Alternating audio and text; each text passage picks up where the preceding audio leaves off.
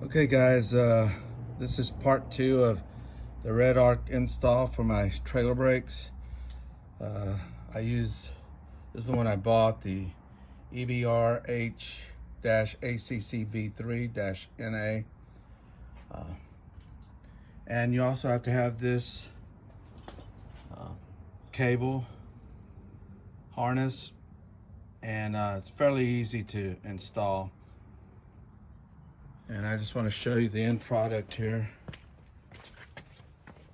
Now there's where you go in to change the intensity of the braking, and my controller's actually tucked back in here.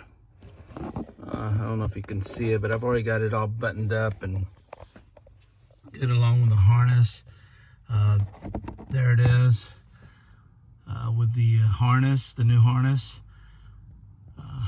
It actually is a pretty good product.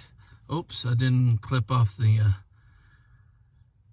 zip ties yet. I guess I'll do that. But it looks pretty good. It looks clean.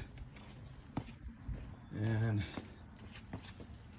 there you go. It's all good.